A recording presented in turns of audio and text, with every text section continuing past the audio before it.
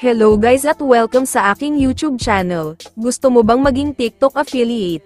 Kahit 0 followers ka pa lang, panoorin mo itong video at ituturo ko sa'yo kung paano. Bago ang lahat, huwag kalimutan mag-subscribe, mag-like at i-share itong video para makatulong din sa iba. Gumawa ako ng bagong TikTok account. As you can see, 0 followers pa ito. Sa pag-setup, tap ang tatlong guhit sa may upper right. I-open ang TikTok Studio. Then i-open nyo itong TikTok Shop Creator. Pagka-open, makikita nyo itong TikTok Shop, Promote Products, Earn Commission. Pwede mo nang i-tap ang Apply button sa ibaba. Kung approved kayo ay mag-notify kaagad sila ng ganito. Congratulations, your application was approved. Pwede mo na i-tap ang Start Earning button sa ibaba. Magpa-pop up itong Verify Your Age. Dapat ay at least 18 years old kayo, para maka-join as TikTok affiliate at mag-earn ng commission. I-tap ang Verify button sa ibaba. Basahin nyo lang ito, at i-tap nyo ulit ang Verify button. I-tap ang Confirm button. Dito ay ilagay ang inyong date of birth. Pagkatapos ay i-tap ang Next button. Pumili lang ng isa sa tatlong method na ito for age verification. Merong facial age estimation, credit card authorization at selfie with ID. I-tap lang kung alin ang napili nyo. Ang pinili ko ay facial age estimation.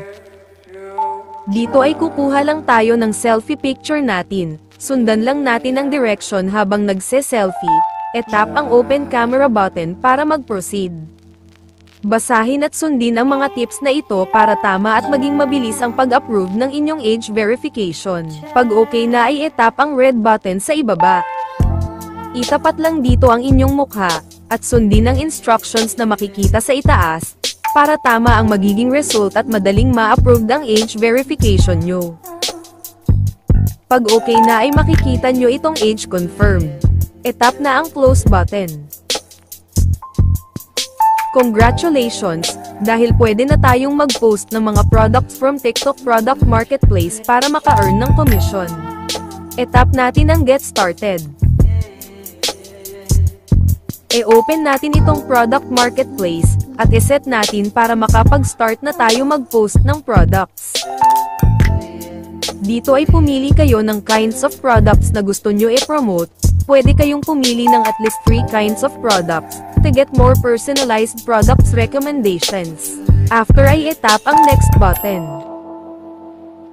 Ngayon ay pwede na tayong mag-post ng product sa pamamagitan ng pag-share nito sa iba nating social media platforms gaya ng Facebook. Ipapakita ko sa inyo kung paano ito i-share sa aking Facebook account. Humanap lang tayo ng product na gusto natin i-promote. Mag-screenshot tayo ng mga pictures ng product para gamitin sa ating promotion. Para ma-share ang product, i-tap ang share button sa upper right. Dapat ay ganito ang lalabas kapag mag-share kayo ng product na ipo-promote. Makikita nyo dito kung magkano ang commission na makukuha sa bawat isang product na mabebenta nyo. I-tap muna natin itong copy link. Then i-tap ulit ang share button, at i-share na natin sa ating Facebook account or Facebook page kung meron.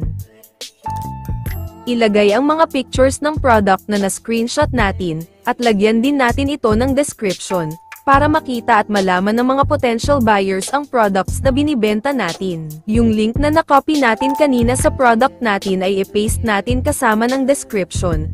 Pag okay na ang lahat, ay pwede na nating i-post ang ating product. Nakapag-post na tayo ng ating TikTok affiliate product. Once na nag-click ang potential buyer sa link na ito, ay madadirect siya doon sa product, sa TikTok Marketplace, kung saan pwede siya mag-place ng order. If interested siya sa product na na-promote natin, doon pag successfully ordered na sila ay makakatanggap tayo ng commission na didiretso sa ating earnings. Mas maganda kung member tayo ng mga Facebook group na related sa niche natin, dahil pwede natin i-share sa page nila ang mga product na pinopromote natin. Pag may nag-click sa link at bumili po sa product na na-promote nyo, ay magkakaroon kayo ng commission, na makikita nyo diretso sa inyong earnings na kagaya nito. Hanggang dito na lamang po ang aking video. Sana ay nakatulong ito sa inyo. Please subscribe, like and share, for more videos. Thank you.